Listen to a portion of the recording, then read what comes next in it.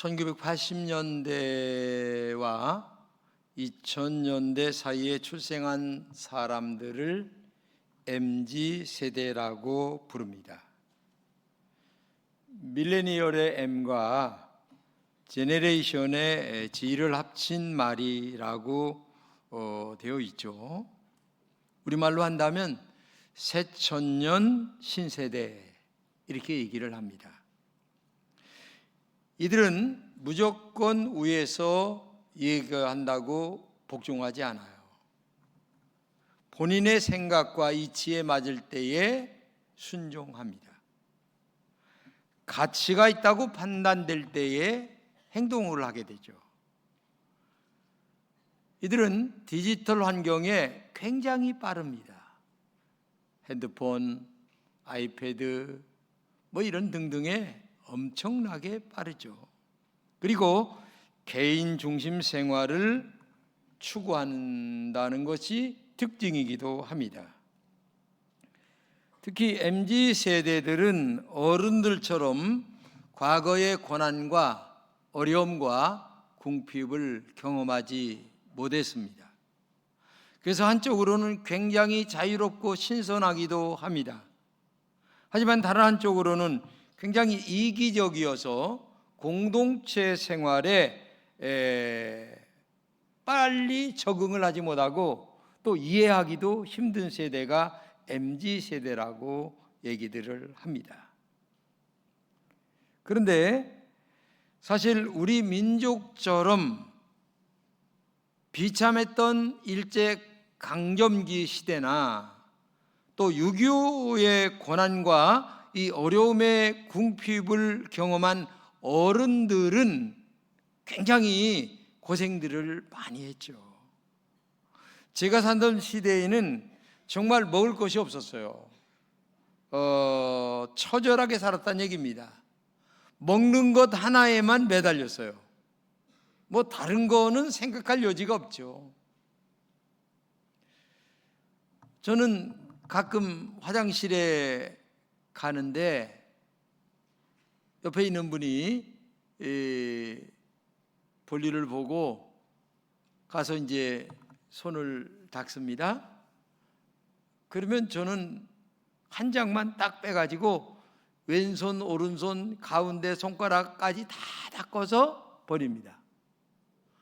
이 친구는 2장, 3장, 4장 막 빼는 거예요. 그냥. 가슴이 철렁철렁해요. 아니 진짜 그런 걸 보면서 마음이,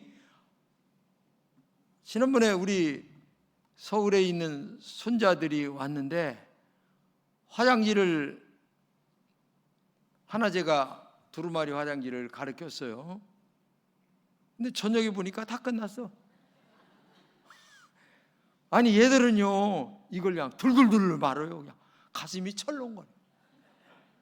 저는 4장을 딱 접었습니다. 4장 외에는 안 써요. 그것도 다 반을 접어서 또 4장 접고 반을 접어서 쓴단 말이죠. 이게 다 요령이 있는 거예요.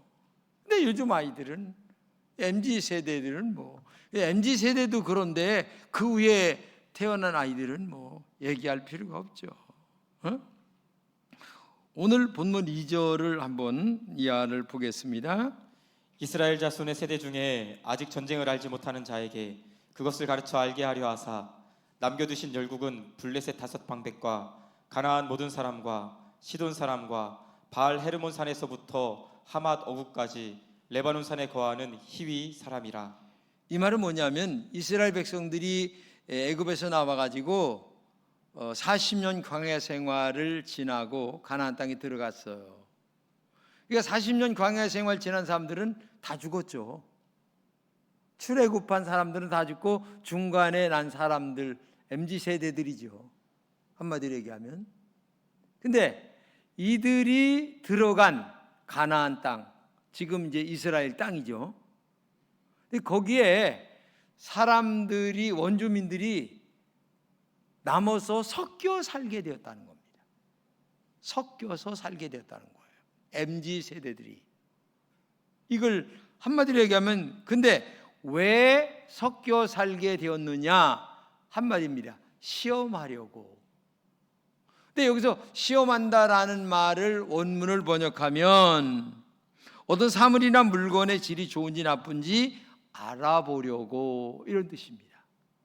한마디로 얘기하면 알아본다는 뜻은 뭘 알아봐요? 신앙을 알아보려고, 믿음을 알아보려고. 하나님 사랑하나 아니면 사랑하지 않나, 자기중심적으로 살아가나 아니면 하나님 중심으로 살아가는가, 능력을 체크해보는 테스트를 얘기하는 거예요. 실력을 알아본다는 얘기입니다.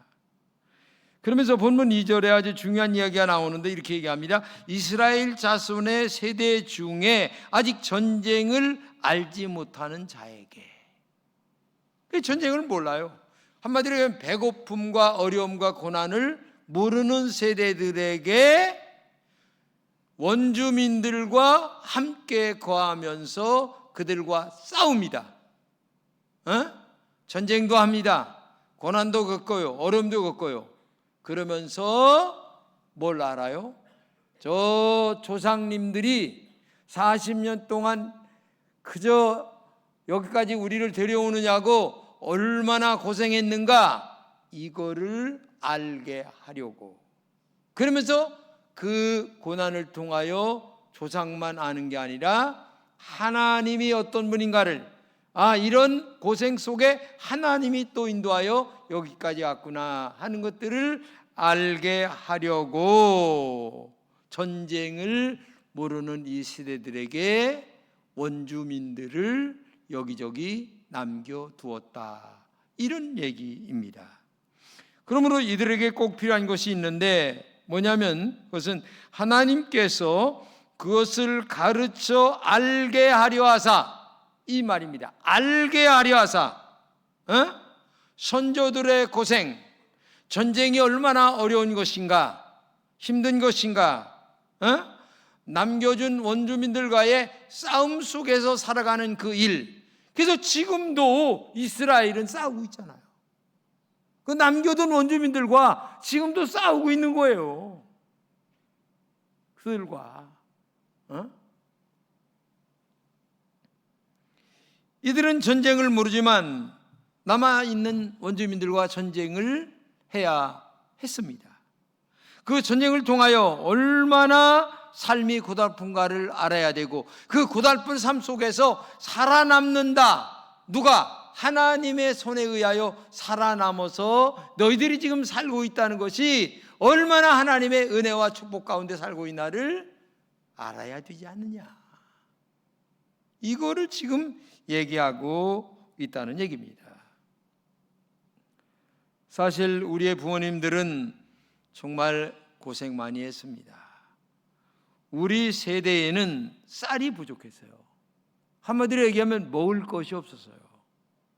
그래서 오죽했으면 산하 제한을 했을까.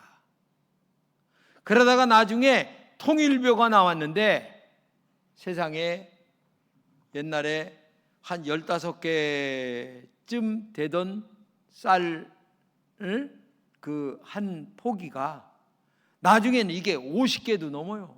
그러니까 양이 엄청나게 불어났는데 이상하게도 맛이 없는 거야.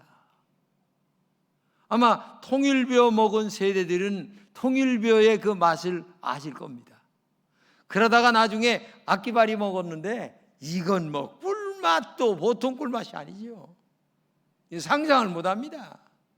요새는 하도 먹으니까 옛날에 통일벼 맛이 뭔지도 몰라요. 하도 맛있는 걸 먹으니까. 지금 여기 MZ 세대들이 그런 세대들이에요. 지금 여기 본문에 나오는 MZ도 있고 현대를 살아가는 MZ도 또 있습니다. 그래서 옛날에 저도 산나물 먹고 소나무 껍질 비껴 먹던 때가 생각이 납니다. 겨울이면 저 윗방에 고구마 통과리 해놓고 고구마를 매일 삶아 먹던 때가 생각나잖아요, 여러분. 옛 추억이 그거 생각나지 않아요? 저는 생각이 납니다. 항상 허기진배를 움켜쥐었던 것이 그때 생각이 나고, 밤이 늦은 10시쯤 되게 되면 묵사려 그 소리가 납니다. 그러면 묵 하나 사서 겨우 먹었던 때가 그 옛날 생각이 나기도 합니다. 저는 이 금천교회를, 금천동이 이게 원을 그려보면 시내에서 여기가 제일 가까워요. 근데 그 당시에 38년 전에는요, 제일 동네가 후진 동네예요. 그래서 제가 원을 딱 그려보니까 후졌는데 시내와 가깝다. 그러니까 여기는 빨리 개발이 될 것이다 하는 생각이 들었어요. 그래서 제가 여기서 개척을 시작을 했는데, 여하튼 마누라 없이는 살아도 장 없이는 못 사는 동네가 이 금천동이었거든요. 38년 동안 교회 4번 증축하고 이 교회 한 번 줬으니 지금도 우리가 비 가운데로 걸어가고 있지만 얼마나 정말 힘들게 살았나를 여러분 알죠. 거기에다 담도암이 걸려서 병원에 죽을 고비를 넘기고 매일 병원만 갔다 온 것이 저의 평생 일인 것 같아요. 목회는 하나님이 하시고 저는 병원만 갔다 온 것이 아닌가 하는 생각을 하게 됩니다. 소재에서 지난 날을 생각하면서 조용하게 눈을 감고 책상에서 기도를 했습니다. 그런데 그리운 얼굴들이 떠올랐어요. 고문민 장로님이 떠올랐는데 이분이 식도암으로 해서 위암으로 해서 돌아가셨죠. 이 교회를 짓는데 철근 콘크리트 할 적에 매번 올라오셔서 그저 모르는 지식이라도 같이 함께 보태며 이 교회를 지었던 것이 생각이 나고, 조울주 장로님이 그렇게 부지런하신데 하늘나라 먼저 가셨고, 백이순 권사님, 그 다음에 유정화 권사님, 유정희 권사님 등 여러분들이 하늘나라 먼저 가시는 걸 보면서 나도 이제 얼마 있다 하나님 앞에 가겠지. 주님 감사합니다 하면서 지금까지 지내온 곳 주의 크신 은혜라라고 하는 그 찬양을 흥얼거리면서 눈물을 흘리면서 이 설교를 준비한 것이 기억이 납니다. 근데 중요한 것은 왜 우리가 이 본문에서 배워야 될 것이 뭐냐? 왜 하나님이 이 본문을 우리에게 주셨을까? 전쟁을 모르는 세대들에게 하나님이 왜 이 말씀을 하셨을까? 두 가지라고 생각합니다. 첫째는 너희들이 지금 사이에 살고 있다는 것을 알아라. 이걸 얘기하시는 거예요. 사이에 살고 있다. 5절입니다. 이스라엘 자손은 마침내 가나안 사람과 헷 사람과 아모리 사람과 브릿 사람과 히위 사람과 여부스 사람 사이에 거하여. 예, 사람 사이에 거하여. 사람 사이에 거하여.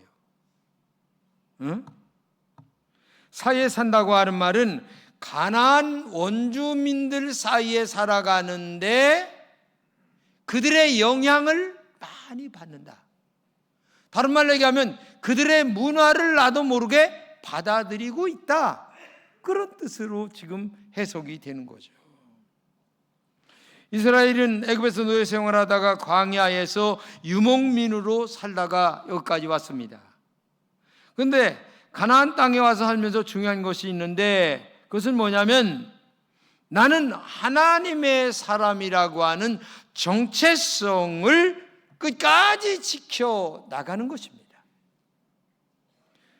우리를 왜 하나님께서 애굽에서 건져 가나안까지 보냈을까? 너희들은 여기에 있든 저기에 있든 어디에 살든 조건이 좋든 나쁘든 한마디로 얘기하면 하나님을 섬기는 신앙인의 정체성을 확실하게 확립하고 살아가라. 그 말씀이에요. 하나님을 섬기며 살아가라. 믿음으로 살아가라. 말씀대로 살아가라. 기도하며 살아가라. 다른 말로 얘기하면 맡겨진 사명을 감당하며 살아가는 하나님의 사람으로 장소가 어떻든 환경이 어떻든 조건이 어떻든 어렵든 가난하든 부자가 됐든 이렇게 살아가는 것이 우리의 신앙이어야 하지 않느냐? 그 말을 하고 있는 거예요. 그런데 여기 사이에 살고 있다고 하는 말의 의미는 뭐냐? 옆 사람의 눈치를 본다. 이익이 있으면 그쪽으로 기울어질 수밖에 없다는 것입니다. 자신의 정체성이 흔들린다는 얘기입니다. 신앙의 본질이 흔들거린다. 이것이 오늘 우리의 문제라는 얘기입니다. 여러분 생각해 보세요. 오늘 우리는 사이에 살고 있습니다. 돈과 명예와 세상과 하늘나라 사이에 지금 살고 있습니다. 참 오늘 제가 2부 예배도 설교와 1부는 안 했는데 오늘 여기 나오신 분들 대단하신 분들이에요. 세상에 눈이 왔고 미끄럽고 어려운데도 그냥 눈 사이를 뚫고 추위를 뚫고 여기에 나오신 여러분들은 정말 제가 감격스러워요. 대단한 분들이에요. 대단한 분들이에요. 에? 교회 나오면 돈을 줍니까? 누가? 에? 아니거든요. 내 몸 바치고 내 시간 드리고 내 기름 떼고 나오는 거예요. 교회는. 그리고 내가 봉사하는 거예요. 어떤 사람들은 교회 봉사하면서 무엇을 바라는 사람들이 있다면 이건 잘못된 거예요. 교회 봉사는 순수한 봉사로 끝나는 거죠. 그런데 사이에 살고 있다? 신앙의 정체성이 흔들려. 본질이 흔들려. 이것이 문제죠. 거룩성을 잃어버리게 된다는 얘기입니다. 교회가 사명을 잃어버리면, 본질을 잃어버리면 친교하는 것으로 끝나는 공동체가 됩니다. 이게 문제가 돼요. 그러면 내 안에서 하나님보다 내가 주인이 되고 말씀보다 내 욕망이 먼저 앞설 때가 나도 모르게 이글거리며 올라오는 거예요. 이게 인간의 본질이에요. 예? 인간의 본질이에요. 말로는 하나님의 영광이라고 얘기를 합니다. 그러나 때로는 내 욕망이 나타나는 걸 어떡합니까? 이것이 사이에 살아가는 사람들 안에 있는 아주 나쁜 신앙 영적 자세입니다. 예배 드리면 됐지, 교회 갔다 오면 됐지, 이걸로 끝납니다. 하나님과의 깊은 관계가 지금 어떻게 되어 가고 있느냐, 여기에 초점이 맞춰져야 되는데 외형적인 것에 초점이 맞춰지고 있다는 거죠. 그래서 사회에 거하는 어정쩡한 신앙이 항상 문제가 된다는 얘기입니다. 혹시 내가 지금 사회에 거하지 않는지 자신에게 물어보세요. 내가 오랫동안 신앙생활을 하는데 어떤 사이에 거하고 살아가고 있지는 않는지, 나는 지금 이런과 이런 사이에 거하여 이것도 아니고 저것도 아닐 때가 많이 있어. 신앙의 본질을 잃어버릴 때가 있어. 신앙의 정체성이 흔들릴 때가 많이 있어. 여러분 정말 확실하게 하나님 편에 서시기를 축복합니다. 말씀에 거하시기를 축복합니다. 요즘 많은 교회들이 지금 이렇게 3부 예배 드렸어요. 점심 교회에서 간단히 먹습니다. 그리고 바로 저녁 예배 드립니다. 근데 예배 드리는 동안 다 졸아. 이제 빨리 끝내주세요 목사님. 다 알았습니다. 하고 그냥 끝나고 가는 거예요. 무슨 말씀을 오후 예배 했는지 몰라요. 그래서 저녁 예배 없어진 교회들이 많아요. 3일 예배까지 지금 없어져요. 목사님, 앞으로 우리 교회는 저녁 예배 없애지 마세요. 나 꼭 좀 부탁해요. 아, 그래요. 할렐루야. 제가 우리 담임 목사님을 잘 모셨어요. 정말 하나님께서 역사하신 거예요. 얼마나 감사한지 몰라요. 할렐루야. 이게 진짜 중요한 거예요. 이게 요즘 저녁 예배가 왜? 이게 사이에 있기 때문에 그래요. 편리한 대로 따라가는 거예요. 육신 편리한 대로, 교인들 편리한 대로. 하나님 편리한 대로가 아니고 교인들 편리한 대로 가는 거예요. 이게 지금. 그래서 우리 교회는 절대 거하지 않는다고 말씀하셨으니 얼마나 감사합니까? 할렐루야. 이게 중요한 거예요. 특히 하나님의 사람으로 세워지는 데 힘써야 돼요. 내가 하나님의 앞에 바르게 세워지는 데 힘써야 되는데 어떤 교회 얘기 들어보면 유력한 사람 쪽으로 세워지는 교회들이, 그래서 보이지 않게 내면 속에서는 이렇게 반으로 갈라지는 교회들이 있어요. 이게 문제예요, 교회 안에. 에? 그래서 교회가 나뉘어진다는 얘기예요. 교회는 오직 하나님 중심이에요. 교회는 오직 담임 목사님 중심이에요. 이게 중요한 거예요. 그러니까 우리 금천교회는 하나님 말씀 중심, 새로 오신 우리 담임 목사님 중심으로 하나가 되어야 될 줄로 믿습니다. 엘리야 선지자가 열왕기상 18장 21절에 이렇게 얘기합니다. 한번 잘 보시면서 들으세요. 엘리야가 모든 백성에게 가까이 나아가 이르되 너희가 어느 때까지 둘 사이에서 머뭇머뭇하려느냐. 여호와가 하나님이면 그를 따르고 바알이 만일 하나님이면 그를 따를지니라. 이 말이 뭐냐면은 이스라엘 백성들이 막상 하나님 편에 서야 될지 세상 편에 서야 되는 이 전쟁 속에 문제가 있었어요. 그러니까 중간에서 이리 가지도 못하고 저리 가지도 못하고 중간에 머뭇거리니까. 에? 여기 지금 엘리야 선지자가 늘 그렇게 신앙생활 하지 말아라. 확실하게 하나님 편이면 하나님 편 믿음으로 서야지. 지금 그 말씀을 하고 있는 거예요. 나는 우리 금천교회 모든 성도들이 언제나 하나님 편, 우리 목사님 편, 믿음의 편에 서시기를 주님의 이름으로 축복합니다. 두 번째는 변질되었다고 말씀하십니다. 우리에게 변화는 필요합니다. 그러나 변질은 있어서는 안 됩니다. 오늘 본문 6절입니다. 그들의 딸들을 취하여 아내를 삼으며 자기 딸들을 그들의 아들에게 주며 또 그들의 신들을 섬겼더라. 여러분, 사이에 살다 보니까 오고 가는 게 많아요. 그래서 내 자식 저쪽에 시집 보내고 저쪽 며느리 데려왔어요. 근데 그냥 옵니까? 올 때에 그들의 우상 섬기는 것까지 데리고 옵니다. 가지고 오는 거예요. 그러니까 여기서 마지막에 그들의 신들을 섬겼더라. 이게 문제예요. 난 믿지 않는 며느리 데려와도 괜찮아요. 자신 있게 얘기하지만 나중에는 그 믿지 않는 며느리가 섬기는 우상까지 섬기게 되어 있다니까요. 이걸 얘기하는 거예요. 그러니까 처음서부터 사이에 살지 말아라. 이걸 강조하는 것 아니겠습니까? 처음은 지킬 것 같아요. 어느 장로님 아들이 교회를 안 나가요. 결혼을 했는데 안 믿는 처자를 데려왔습니다. 아무리 얘기를 해도 지금도 안 나가요.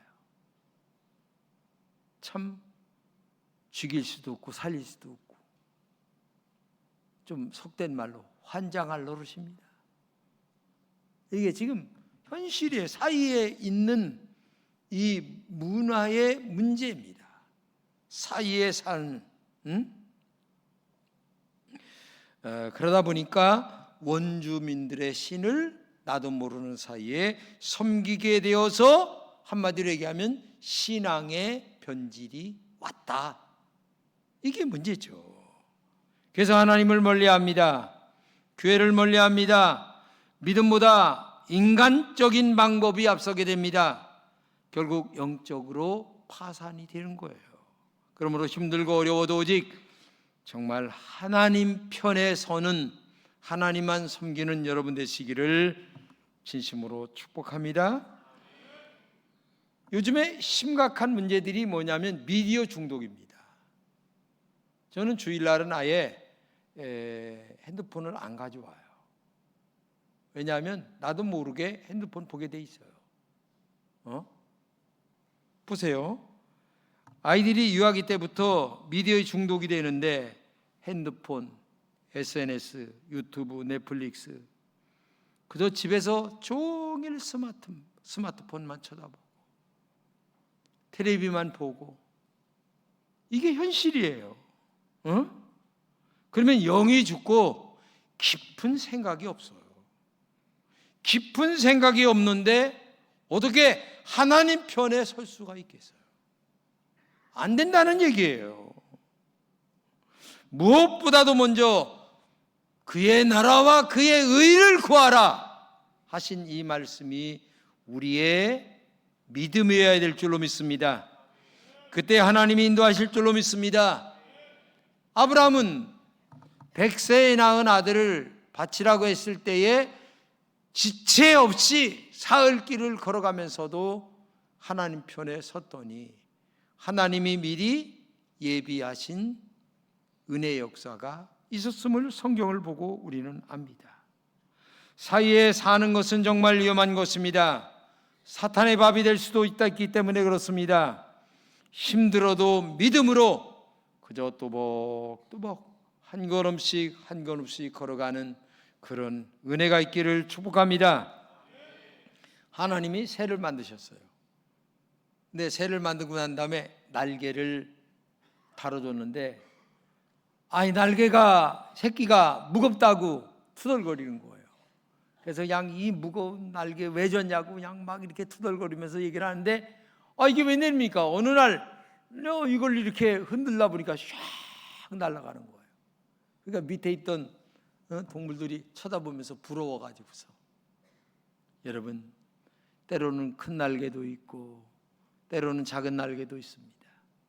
큰 어려움도 있고 작은 어려움도 있지만은 그 고난과 어려움 때문에 내 믿음이 크고 내 신앙이 자라나고 그 다음에 그것 때문에 날 수 있는 은혜가 우리에게 있을 줄로 믿습니다.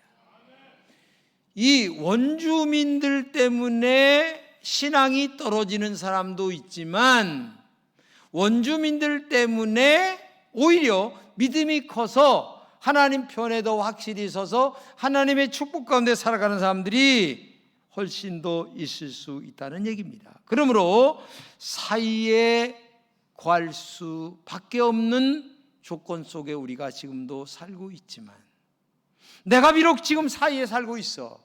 그러나 나는 하나님 편에 서는 거예요. 믿음으로 살아가는 거예요. 정말 외롭기도 합니다. 쓸쓸하기도 합니다. 고달프기도 합니다. 그러나 하나님은 나의 목자시니 부족함이 없도다 라는 말씀대로 오직 하나님 편에 믿음으로 말씀으로 기도로 우리의 내면의 영적 생활을 깨워가며 정말 믿음으로 이겨나가는 여러분이 되시기를 진심으로 축복합니다. 12월은 한 해를 마무리하는 달이죠. 그리고 새해를 믿음으로 살겠다고 다짐하는 시간이 돼야 되는 거죠. 여러분은 지금 이 한 해의 이 12월을 보내면서 무엇을 정리하고 무엇을 마음속에 다짐하고 계십니까? 우리는 작은 것이라도 성경의 다니엘처럼 뜻을 정해야 됩니다. 뜻이 없는 사람은 희망도 없는 거예요. 아무것도 없는 거예요. 다니엘은 남의 나라의 포로로 잡혀갔어요. 포로의 생활이 얼마나 기가 막힙니까? 그런데도 마음속에 두 가지 뜻을 정합니다. 나는 제사한 음식 먹지 않겠다. 그 다음에 매일 우리나라를 향하여 하루에 3번씩 기도하겠다. 그리고 자기 맡은 일 성실하게 했는데 총리 대신처럼 높은 자리에 올라갑니다. 정권이 4번 바뀝니다. 그래도 그의 자리는 바뀌지 않아요. 왜? 너무 성실하고 신실하고 진실하고 어려움과 고난도 여러 번 있었지만은 하나님의 은혜로 다 넘기고 이겨나가는 축복의 은혜의 사람이 되었다는 얘기예요. 여러분 부탁합니다. 우리 다니엘처럼 사이에 산다 할지라도 오직 하나님 편에 서는 여러분 되시기를 진심으로 축복합니다. 다니엘이 뜻을 정했다는 것은 분명한 신앙이 있었다는 얘기입니다. 어떤 환경에서도 세상에 치우치지 않았다는 얘기입니다.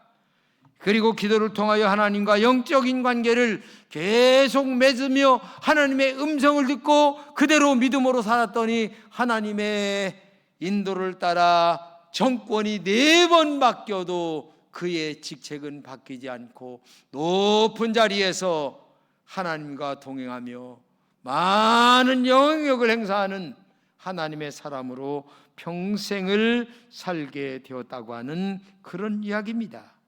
뜻을 정했기 때문에 그래요. 그렇기 때문에 이 12월은 그냥 보내는 시간이 아니라 내년도 한 해를 어떤 뜻을 정하고 살까를 마음속에 기도하며 정하고, 많이 정하지 말고 적은 것이라도 실천할 수 있는 것을 정하면서 한 해를 정리하는 시간이 되어야 될 줄로 믿습니다. 진짜 믿음은 사이에 거하지 않는 것입니다. 하늘나라 갈 때까지 믿음으로 오직 주님만 바라보고 달려가는 것이 진짜 믿음이에요. 어떤 고난에서도 역경에서도 오직 주님만 의지하시기를 주님의 이름으로 축복합니다. 한 해의 마지막을 보내는 12월 됐습니다. 그동안 사이에 사는 것들 뭔가 생각해 보면서 정리해야 하는 남은 시간이 되시기 바랍니다. 그리고 새해를 정말 어떻게 맞이할까를 우리가 생각해 보는 시간이 되어야 되겠죠. 그렇게 하나님과 사는 것이 진정한 믿음이기 때문에 그렇습니다. 그래서 한 해를 잘 마무리하면서 이제 25년도에는 사이에 살지 않고 오직 하나님과 동행하는 한 해로 살려고 하는 마음의 결단과, 그리고 하나님의 인도를 받는 한 해 마무리가 되는 귀한 시간이 되시기를 진심으로 축복합니다. 기도합시다. 고마우신 하나님, 그럭저럭 한 해가 지나가지 않았나, 참 부끄럽게 지나가지 않았나 생각해 보지 않을 수가 없습니다. 우리는 늘 좋은 것만, 육신에 필요한 것만, 현실적으로 필요한 것만 쫓아 살아가는, 사이에 살아가는 인생들이었음을 고백합니다. 용서해 주시고 이제 한 해를 정리하면서 잘 믿음으로 정리해서 사이에 살지 않고 하나님 편에 서고 믿음 편에 서고 말씀 편에 서고 기도하는 사람으로 서고, 그래서 내년도에는 더 하나님의 은혜와 사랑 가운데 축복 가운데 살아가는 우리 금천의 모든 성도들이 되게 하여 주옵소서. 좋은 목사님을 보내주셔서 감사하고, 우리 좋은 목사님을 중심으로 이 교회가 일치월장 부흥되게 하심을 감사합니다. 앞으로 더욱더 많은 영혼들을 보내셔서 우리 금천교회를 통하여 천국으로 인도하는 그 노정기가 되는 귀한 문이 될 수 있도록 인도하여 주옵소서. 감사드리옵고 주님의 이름으로 기도드립니다. 아멘.